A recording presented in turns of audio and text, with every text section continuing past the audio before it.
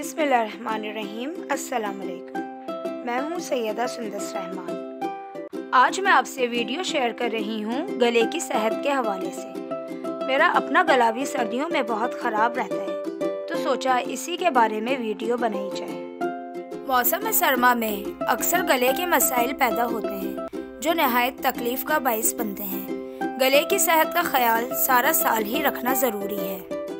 लोगों की बड़ी तादाद गले के प्रॉपर देखभाल और इसकी हेल्थ का ख्याल नहीं रखती, इसलिए गले में अक्सर खराश या निगलते हुए तकलीफ पैदा होती है। कुछ ऐसे तरीके हैं जिन्हें हम अपनाकर गले की सेहत का ख्याल रख सकते हैं। नंबर 1, गला खुश्क ना होने दें। गले की अंदरूनी सतह नरम होती है, जिसे सेहतमंद रखने के लिए इसे तर रखना नहायत ज़रूरी है।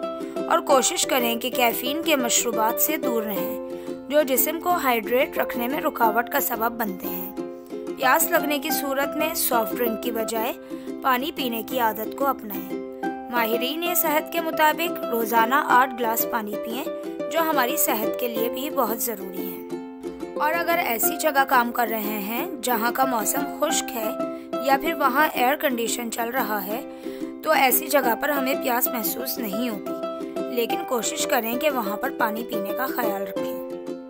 नंबर 2 है टूथ ब्रश की सफाई।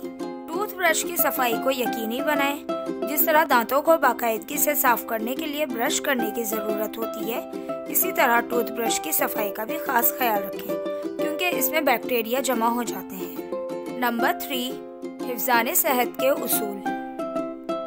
खाना खाने से पहले हाथ ज़रूर धोएं। अपने बर्तन एक दूसरे से शेयर ना करें, इस तरह गले का इन्फेक्शन नहीं फैलेगा और आप मुख्तलिफ किस्म की बीमारियों से महफूज रहेंगे। नंबर 4 है गले को आराम दें। अगर आप किसी ऐसे पेशे से वाबस्ता हैं जिसमें बात करना या ज़्यादा बोलना शामिल है, जैसे सिंगर, एक्टर, स्पीकर, टीचर या डॉक्टर, तो ऐसी सूरत में कुछ देर के लिए खामोशी अख्तियार करें ताकि गले को आराम दिया जा सके। नंबर 5, गरारे करना। नमक मिले पानी से गरारे करना बेहतरीन अमल है। इस तरह बैक्टीरिया की ग्रोथ आपके गले में रुक जाती है।